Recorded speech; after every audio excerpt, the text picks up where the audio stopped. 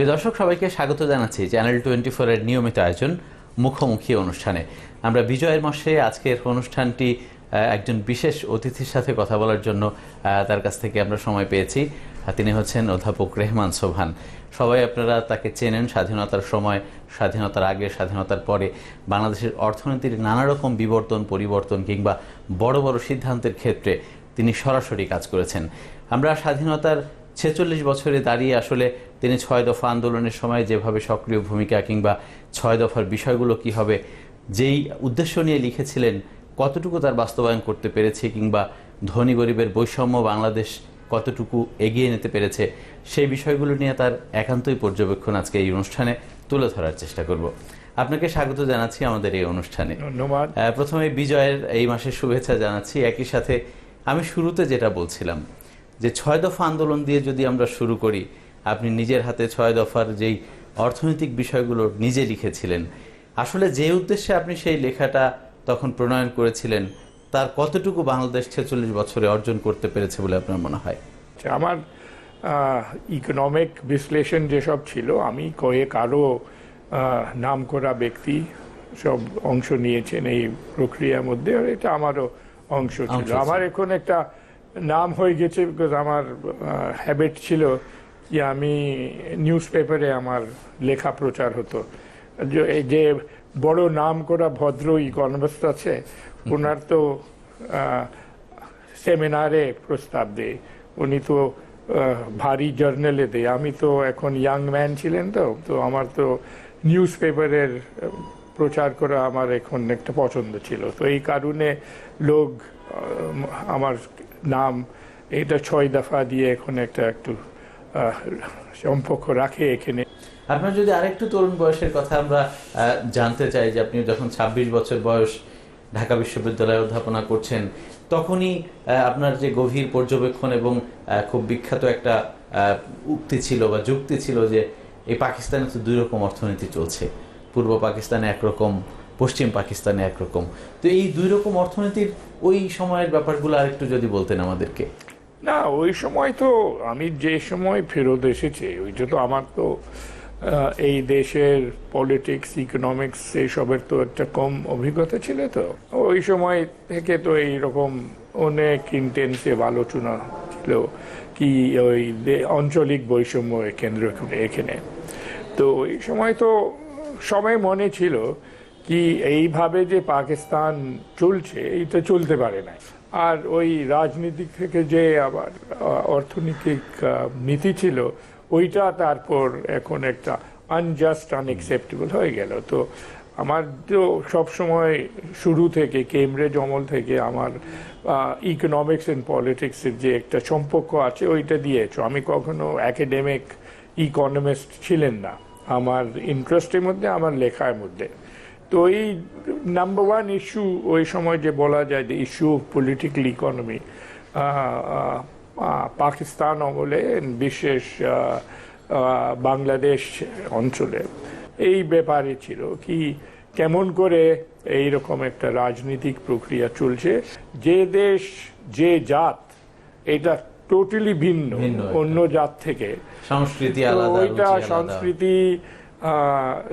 সংস্কৃতি শুধু নেই, তারপর তো আমার সমাজ, আমার রাজনীতিক কালচার সবকিছু ভিন্ন ছিল এখানে। তো তারপর এই বিশেষ অবস্থার মধ্যে আমাদের যে কিছু করতে হবে এখানে, তো এইটা তো তারপর পুরো একটা কনস্টিটিউশনাল পলিটিক্যাল ব্যবস্থা একটা অন্য করতে হবে এখানে। আর এটা কি পুরোপুরি একটা ক্ষমতা এই অঞ্চলের মধ্যে হস্তান্তর করা যাবে। 7.5 কোটি মানুষের মধ্যে এই তাড়নাটা ছিল ওই সময়ে। না, 7.5 কোটি মানুষ তো একটু জেনারেল একটা চিন্তা ছিল এখানে, কিন্তু এইটা তো সেন্ট্রাল রাজনীতি, পলিটিক্সের মধ্যে এখন একটা চিন্তা ছিল। পলিটিক্সের মাঝখানে তো যাদের এখন একটা বিশেষ একটা প্রফেশনাল আন্ডারস্ট্যান্ডিং কি of the specific economic problem যে এইটার মধ্যে ছিল।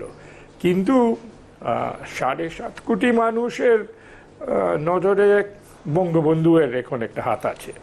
সবচেয়ে বড় কথা হলো কি, তারপর দায়িত্ব নিয়েছেন কি এই যে এখন আমাদের এখন একটা প্ল্যাটফর্ম আছে, এটাকে পুরো দেশের সামনে প্রচার করতে হবে।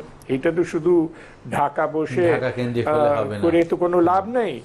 ইভেন পাকিস্তান জাতীয় পাকিস্তানেও ছড়িয়ে দিতে সংসদের হবে। মধ্যে শুধু করে তো কোনো লাভ নেই। এটা তো একটা সমর্থন, যদি একটা বড় এখন একটা দাবি এর পিছনে নিয়ে আসতে হবে, তো কয়েক বিশ্বের ব্যক্তি নিয়ে নজরে আনার যথেষ্ট যে হবে একটা না, একটু উদ্যোগ। পুরো দেশকে নিয়ে আসতে হবে। তো এই সুযোগ ওনার হাতে শেষ পথে, শুরু যখন 6 দফা প্রচার হলো, তো ওই সময় তো আইয়ুব সরকারের তো রিয়াকশন তো ইনস্ট্যান্ট ছিল, ওনাকে বন্ধ করেছে, একবার নেই 6 বার বন্ধ করেছে। তারপর ওই 6 জুনের বড় আন্দোলনে পড়ে পুরো হাইকমান্ড কর্মী সবকে বন্ধ করে দিয়েছে।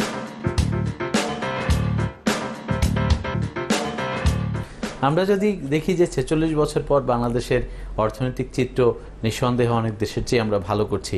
আপনি প্রথম পরিকল্পনা কমিশনের সাথেও সরাসরি যুক্ত ছিলেন, তারপর থেকে আমরা ধারাবাহিকভাবে 7টা 5 বছর মেয়াদী পরিকল্পনা প্রণয়ন করেছি। এখনও আমরা যে সংকটগুলো দেখি, যে অর্থনীতির যে আমাদের সাস্টেনেবিলিটি নিয়ে একটা প্রশ্ন সবসময় থাকে, তারপরে ধনী গরিবের বৈষম্য আমরা দেখি যে মাথাপিছু আয় বেড়েছে, একই সাথে যে সর্বোচ্চ আয় করেন এবং যিনি সর্বনিম্ন আয় করেন তার মধ্যে ব্যবধানটাও বেড়েছে। তার মানে আমাদের এই যে 5 বছর মেয়াদী বা দীর্ঘমেয়াদী পরিকল্পনাগুলোতে কি কোনো ঘাটতি ছিল যেটা আমরা সুষ্ঠুভাবে বাস্তবায়ন করতে পারিনি বলে এই সংকটগুলো আসছে? দেশ মার্চ মাসে হলো, যদি আমি একটু আমি সময় যদি ধরতে পারি, তো এটা হবে 6th and 7th March Bangladesh স্বাধীন হলো। কেন স্বাধীন হলো?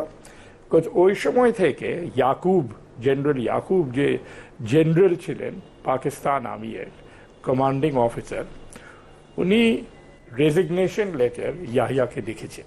এটা আমার মেমোয়ারে আমি কোট করেছি। এখানে মেমোয়ারে লিখেছি কি এখন মিলিটারি ফোর্স ব্যবহার করে কোনো ফসল নাই, ক্ষমতা আমাদের হাতের বাইরে চলে গেছে, শেখ মুজিবুর রহমানের হাতে সব ক্ষমতা চলে গেছে, লেখা আছে এখানে। এটা আমার মেমোয়ারে, আমি ওনাকে কোট করছি। তো এই সময় আমি মনে করছি কি আমার যদি মাঠে থাকতে হয় তো অনেক খুন করতে হবে, কিন্তু ওই খুনের কোনো লাভ হবে না এখানে। তো আমি মনে করছি কি তুমি এখানে আসো, আর তারপর তুমি ওখানে একটা পলিটিক্যালি নেগোশিয়েট করে এইটা ব্যাপার নিয়ে তুমি সামলাও। তো যেই দিন ট্রুপস ইয়াকুব ক্যান্টনমেন্টের ভিতরে নিয়ে গেছে, ওই সময় বাংলাদেশ স্বাধীন হলো। আর ওই সময় থেকে একটা অবস্থা যে বদল হলো কি, যে ছিল নন কোঅপারেশন আন্দোলন, যেখানে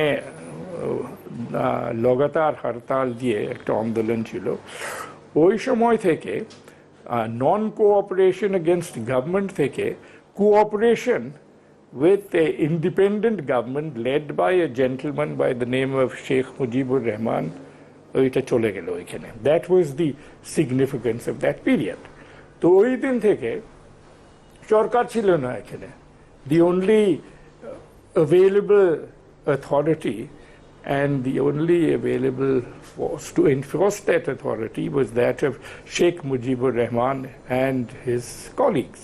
এই সময় everyone came and pledged their allegiance to him. এটা স্বাধীনতা আন্দোলনে খুবই কম দেশে আমি দেখেছি। ইনফ্যাক্ট আমি তো দেখি নাই, আমার হয়তো 1-2 জায়গা হতে পারে যে আমি মিস করেছি, কি এখন একটা আন্দোলনের সময় without a country being independent, যেখানে অফিসিয়ালি একটা সরকার ইসলামাবাদে বসে আছে, এক ব্যক্তি নিয়ে অ্যাডমিনিস্ট্রেশন এসব সব কিছু বন্ধ হয়ে যাচ্ছে, আপনি এখন ক্ষমতা আপনার ক্ষমতার মতে আপনাকে দেশ চালাতে হবে।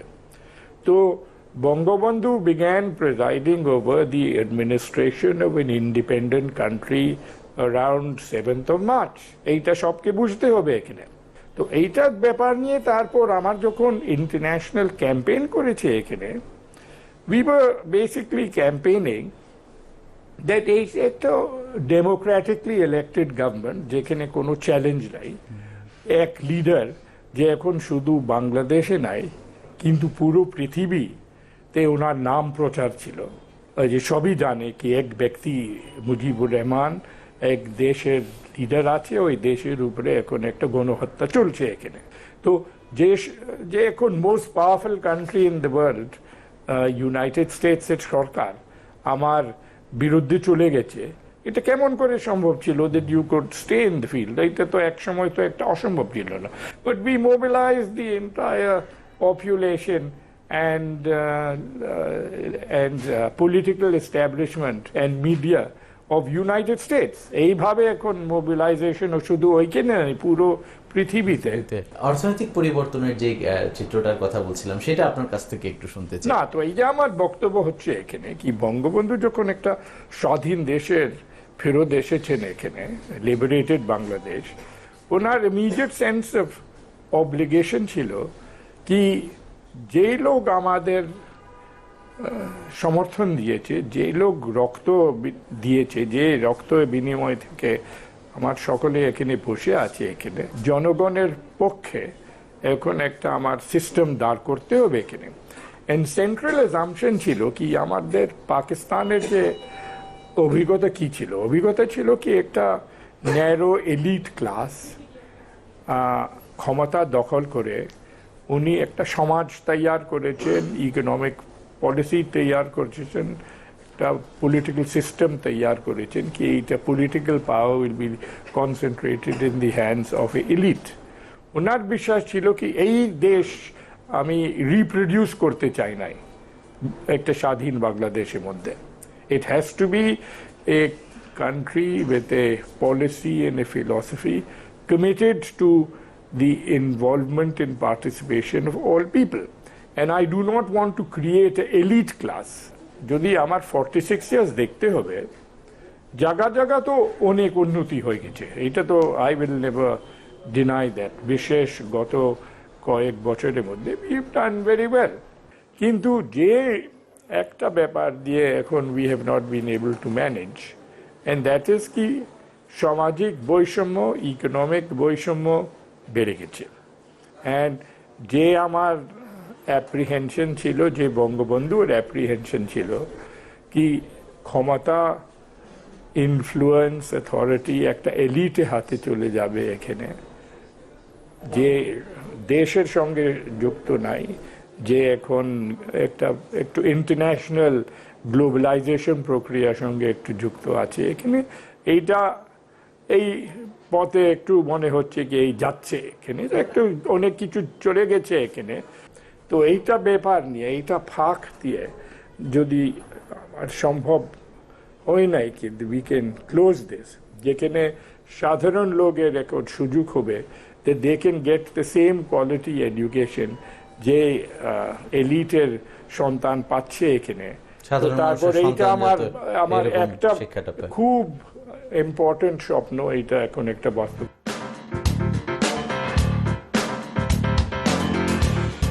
আরেকটা বিষয়, আপনি তো একেবারে বাংলাদেশের অর্থনীতির পরিবর্তনটা প্রতিটা ধাপে ধাপে নিজের চোখে দেখেছেন, তা আপনার নিশ্চয়ই কিছু পর্যবেক্ষণও আছে যে এই জায়গায় আমাদেরকে এই বিষয়গুলোতে মনোযোগ দিতে হবে ভবিষ্যতে, সেই বিষয়গুলো যদি একটু বলতেন। আমার সমাজকে আর আমার অর্থনৈতিক প্রক্রিয়াকে যদি একটু বিশ্লেষণ করা যায় এখানে, তো কি আপনি দেখবেন এখানে কার মেধা দিয়ে এখন অত উন্নতি হয়েছে? দেখেন, প্রথম তো কৃষক, যে কৃষক যে 10 মিলিয়ন টনের উৎপাদন দিয়ে 40 মিলিয়ন করেছে। ইন্ডাস্ট্রি দেখেন, গার্মেন্ট, শ্রমিক, ওই যে 40 লক্ষ বেশিগুলি মহিলা, যে এখন একটা নারী, যে এখন গ্রামে গ্রামে থেকে চলে আসছে এখানে, শহরে খুব কষ্ট করে বাস করে 1-2 ঘন্টা রাস্তায় হেঁটে হেঁটে উনি ফ্যাক্টরির কাজ করে।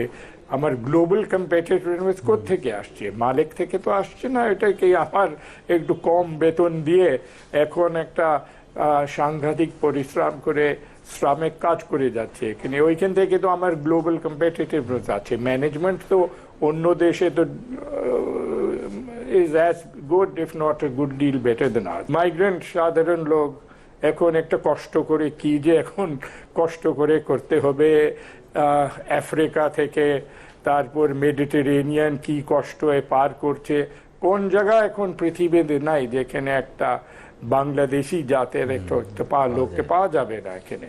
তারপরে যে এখন ক্ষুদ্র ঋণ দিয়ে, আচ্ছা ক্ষুদ্র ঋণ তো সব প্রবলেম সলভ করে এটা তো হবে না। আর কেউ তো আমার তো যেসব আমার বিশ্লেষণ করে উই নেভার সেড দ্যাট, কিন্তু কি ক্ষুদ্র ঋণ এখন নারীর যে ঘর বসে এখন কাজ করছে ওনার জীবনের উপরে ইম্প্যাক্ট করছে, ওনার একটা ইম্প্যাক্ট হয়েছে। গ্রামীণ অর্থনীতিও বেশ বড় আকারে আর ওইটা তো তারপর একটা সব জায়গা ব্যাংকিং যে প্রচার হয়ে গেছে এখানে, ওইটা তো এই কারণে হয়েছে। তো ওই যে এখন একটা কাজ করে যাচ্ছেন, পরিশ্রম করে যাচ্ছেন, আর তারপর উনি টাকা ফেরত দিচ্ছেন, এইটা তো একটা সাংঘাতিক ব্যাপার। আমরা শেষ এইটা তো ধনী লোক তো টাকা দিয়ে ডিফল্ট করে ব্যাংক লুট করে এখন একটা কাজ চালাচ্ছে এখানে ইনকাম ব্যালেন্স। তো তারপর যদি আমার এখন একটা সমাজকে তৈয়ার করতে হবে, একটা রাজনৈতিক প্রক্রিয়া তৈয়ার করতে হবে, তারপর একটা ইকোনমিক স্ট্র্যাটেজি তৈয়ার করতে হবে এখানে। আমি বলছিলাম যে আমাদের অর্থনীতির ঝুঁকি নিয়ে নানা সময় আলোচনা হয়। আমাদের খাতভিত্তিক উন্নতি হয়েছে, কিন্তু খাতভিত্তিক ঝুঁকিও আস্তে আস্তে তৈরি হচ্ছে, যেটা আমরা ভালো মতো মোকাবেলা করতে পারছি না, এটাই নানাজনে বলে থাকেন। তো এই ব্যাপারে আপনার মন্তব্যটা কি? যে রকম অর্থনৈতিক পরিস্থিতি বঙ্গবন্ধু এর আওয়ামী লীগের ছিল in the course of the 1960s, এইরকম লোকের তো নমিনেশনও পেতাম না টু কন্টেস্ট এন ইলেকশন, ওনার তো কোনো টাকা পয়সা ছিল না। তো ওইটা তো সবকে তো টাকা টেবিলে রাখতে হবে in order to get nomination এখানে। তো এই প্রক্রিয়া তো তারপর যে আমার স্বাধীনতার এখন একটা এক্সপেকটেশন ছিল, যে স্বাধীনতা একটা স্বপ্ন ছিল, এইটার সঙ্গে তো এখন একটা একটু দূর হয়ে যাচ্ছে এখানে। What we want then is that আমার যে যত ফসল হয়েছে, আমার তো এখন একটা সৌভাগ্য that we have done so well. তো only when you are doing as well as we have done, তারপর আমার অনেক সম্ভাবনা আছে to correct the injustices of the process. তারপর এখন দেশকে এখন একটা ভবিষ্যতে নিয়ে যায় এখানে, যেখানে সবই পার্টনার, রাজনীতিক, অর্থনৈতিক, সামাজিক, and this will be a country যাদের এখন একটা ভবিষ্যৎ, ওনার ইকোনমি, ওনার ডেমোক্রেসি একটা সাস্টেইনেবল পথে থাকবে। আপনাকে অশেষ ধন্যবাদ আমাদের এই অনুষ্ঠানে যোগ দেওয়ার জন্য। প্রিয় দর্শক, আজকের মতো এখানেই শেষ করছি বিজয় দিবসের আমাদের এই বিশেষ মুখোমুখি অনুষ্ঠান। আপনারা দেখছিলেন, এতক্ষণ আমাদেরকে সময় দিয়েছেন অধ্যাপক রেহমান সোবহান। সবাই ভালো থাকুন, সুস্থ থাকুন।